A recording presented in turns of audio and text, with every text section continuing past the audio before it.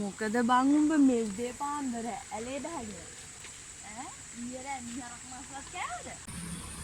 අයියෝ නෑ බං මේ සතියක් තිස්සේ ඇදලා දාපු ඇඳුම් ටික හොදන්න බෑ. තාම ඔයා මේක දාන්නේ ඊනේ මම උඹට පොඩි බද්දක් කියන්නම්. හැබැයි උඹ දැම්ම බලන්න එපා. මේ මෙතන පාලමුඩින් යනවා අර අපේ ක්ලාස් එකට එහා ක්ලාස් එකේ කෙල්ල බලපං කීකගේ මීනේ හැටි. අඩෝ බං අර අපේ එහා ක්ලාස් එකේ හිටපු කෙල්ල නේද? ඕ ඒකිව අඳුරන්නවත් බෑ බං පව්වනේ. ඔව් බං මොනා කරන්නේ මේ? මමත් යන්නේ උඹලා ගෙවල් පැත්තට. උඹ රෙදි හොදලා ඉවර කරලා වරේ යන්න අපි දෙන්න මෙයා. යමන් හොද්දලා ඉවරත් නෑ ඉතින්. කමක් නෑ ඔන්න ඔය කයියක් දාන්න යමන්කෝ.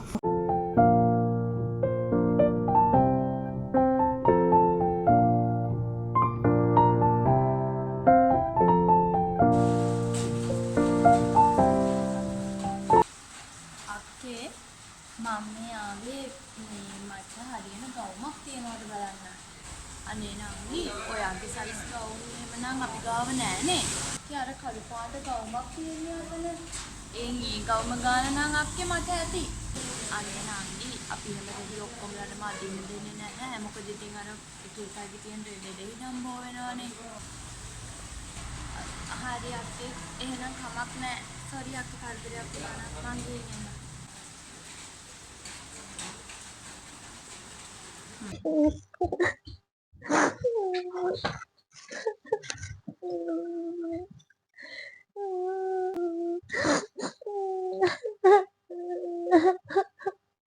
අනේ යන්නේ මට මේව වෙන්නේ. කවුරුත් දැන් කැමතිත් නෑ මාත් එක්ක කතා කරන්න. කවුරුත් කැමතිත් නෑ මම යාලා ඉන්න තැන් වලට එන්න මට බෑ.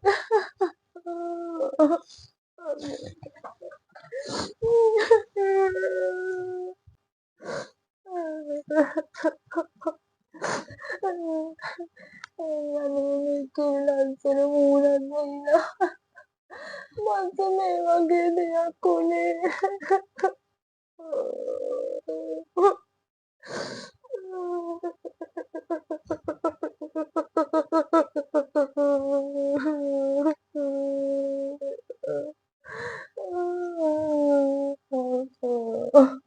කොහොමද මම මේව අඩු කරගන්නේ?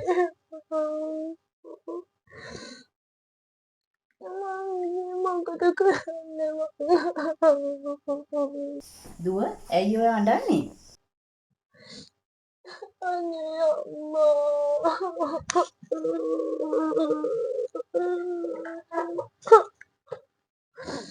මොකද්ද ළමයෝ අඬන්න තරම් උනේ? අනේ අම්මේ. මගේ මේ කුස්ස නිසා මං හැමදාම කොන් වෙනවා. කවුරුත් කැමති නෑ මං යාලා ඉන්න තැනවත් එනවට. යාලා මං ඉන්න තැනින් යන්නවත් කැමති නෑ. මාව හැමතැනම කොන් කරනවා. මාව දැක්කම එක කියලා කියනවා. මං අද කඩේට ගියා. මං කඩේට ගියේ හැදුමක් ගන්න හිතාගෙන. ඒ වුණාට කඩයක් කොහොමද හැදුමක් දෙන්නේ නැහැ. එයා කිව්වා ඒ වැන්නාම කුස්ස හැදෙනවලු එක එක්කෙනාට.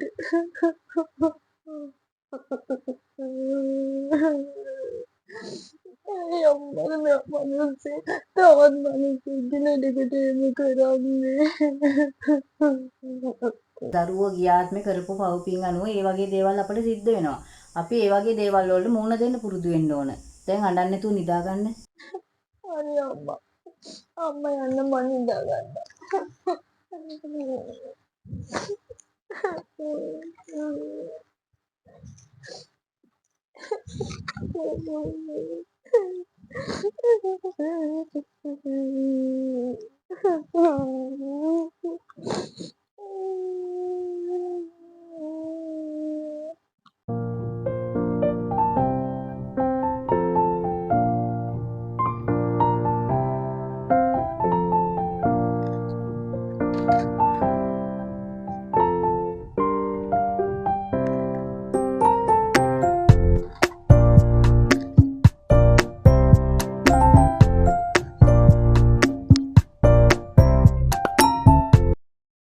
කවදාවත් මේ විදිහට පන්සලට ගියොත් කට්ටිය මට එක එක ඒවා කියයි.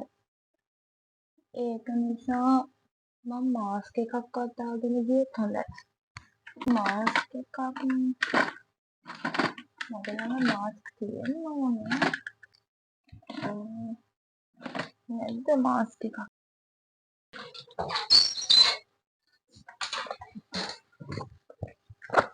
මාස්ක් එකක් නැද්ද?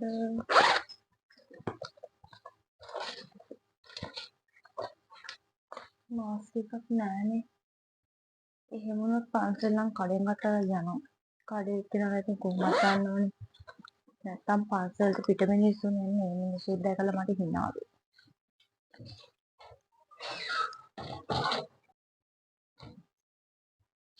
මාස්ක් එක්කුත් අරගෙන යනවා.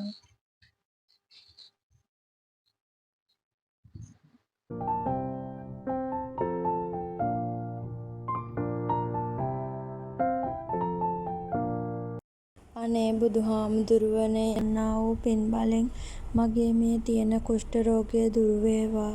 කිසිම ආත්මක කිසිම කෙනෙක්ට මේ වගේ දෙයක් නොවේවා. නින්දා අපහාස වලින් පීඩා විඳීමට කිසිම පුද්ගලයෙක්ට අවස්ථාව නොලැබේවා. මං අද මේ ඔබ වහන්සේ ළඟට ඇවිල්ලා කරන පින් බලයෙන් මගේ සියලුම රෝග දුරු වේවා.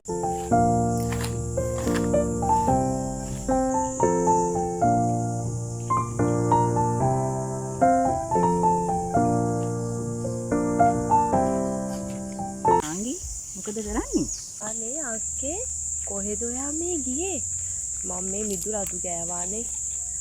මේ ඒකනේ ඔයා දන්නවද අර බෝගහගාව ඉන්නේ අපේ සෝමේ. සෝමේ අර කෙල්ලෙක් ඉන්නේ පොඩි කෙල්ල උත්පලා කියලා. අන්නේ ළමයාට මොකද්ද කුෂ්ඨයක් ඇතිලා නංගි. අපෝ මූණ බලන්න කැතයි අප්පා. මම නම් අපේ ළමයින්ට පැත්ත පලාත යන්න දෙන්න. ඇයි අනේ කවුරු දන්නේ ඔයා බෝ වෙනවද කියලා? ඔව් එයා අපේ දුවගේ වයස. මං මේ අපේ ළමයාට කිව්වා ළමයාව ආශ්‍රය කරන්න එපා කියලා. ගමේ ගොඩක් අය දන්නේ නැහැ නේ ඔය ගැන. ඔව් ගමේ හැමෝම නම් තාම දන්නේ නැහැ මයි හිතේ. ඒ වුණාට ගමේ අයව දැනුවත් කරලා තියෙන එක වටිනවා නේද?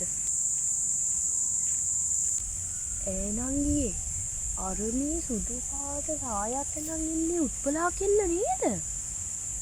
මේකී අපෝ මේ වගේ කුෂ්ඨකුත් තියාගෙන ගමේ හැමතැනම ඇවිදින හැටි බලන්නකෝ. කිසිම කමකට තියනවාද තමන්ට ලෙඩක් තියෙනවා නම් තමන් දැනගන්න පේනන්නේ ගේ ඇතුළට වෙලා ඉන්න. ඕක කියන්නේ මෙතෙන්ද මං කියලා දෙන්නම් අද හොඳට. ඔව් අක්කේ අපි හොඳ දෙකක් කියමු ඒකිට. බයේ බෑනේ අනේ. කෙල්ලෙක් කොහෙද ඔය ලෙඩකුත් තියාගෙන ගාටන්නේ? අනේ නෑ නන්දේ. මම මේ පන්සලට ගියේ ලෙඩක් තියනවා නම් ගෙවල් වලට වෙලා ඉන්න ඕනේ. මෙතන ගමේ අතෙන්ටයි මෙතෙන්ටයි ඇලටයි දොලටයි හැමතැනටම යනවා. ගමේ ඉන්න මිනිසුන්ටත් ඔය ලෙඩ වර්ග බෝ වෙනවා. ගමේ ඉන්න මිනිසුන්ට කුෂ්ඨය බෝන මොකද කරන්නේ? අන්න අර ගෙදරලා පාඩුවේ ඉන්නවා. අම්බලාට තාත්තලාට කියන්නේ ගෙදරලා පාඩුවේ ඉන්නේ කියලා. මෙතන ගමේ හැම එකටම ලෙඩ බෝ කරන්න යනවා.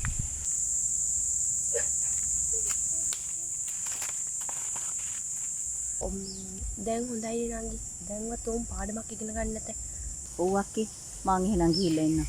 නැත්තම් හැමතැනම ගාටනවා මෙතන. හරි නංගි මාත් දැන් අතු ගන්න ඕනේ. පරිස්සමට යන්න එහෙනම්.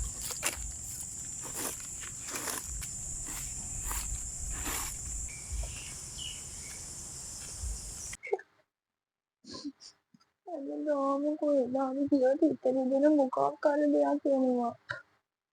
මට විතරක් නෙමෙයි අම්මලාටත් එක එක ඒවා කියනවා. මං නිසා අම්මලාට දැන් සමාජයෙන් කොන් වෙන්න වෙලා. මට මේ එකම එක ප්‍රශ්නයයි. ඇයි මිනිස්සු තව කෙනෙක්ගේ ලෙඩක් මේ විදිහට සෙල්ලමකට ගන්නේ? මම මොකද මේ ලයිසින්ද කරන්නේ? කොච්චර තැන්වල ගියාද බේත් ගන්න කියලා. ඒවත් ඉතින් කිසිම අඩුවක් නෑනේ.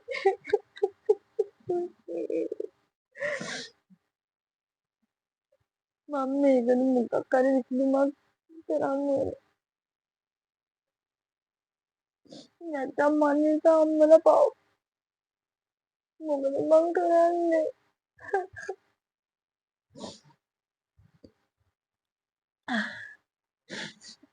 අමාරුවෙන් වුණත් හිත හදාගෙන මට මේ දේ කරන්න වෙනවා.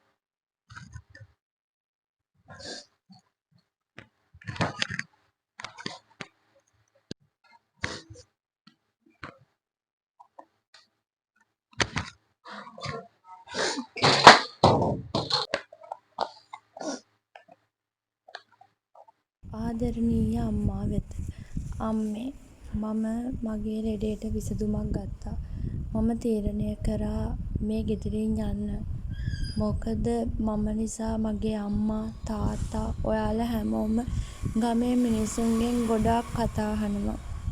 මට මේ දේවල් තවත් බලාගෙන ඉන්න බෑ මගේ අම්මේ. මං කැමති නෑ මං නිසා ඔයාලා කාගෙන්වත් කතා අහනවට.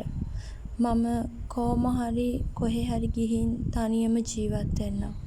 එතකොට මගේ අම්මටයි තාත්තටයි පුළුවන් ඉස්සර වගේම ගමේ හැමෝමත් එක්ක හොඳින් ඉන්න. මම ඉක්මනටම මගේ අම්මවයි තාත්තවයි බලලා යන්න එන්නම්. මට සමා වෙන්න අම්මේ. මම මේ තීරණය ගන්නේ අපි ඔක්කොමලා ගැන හිතලා.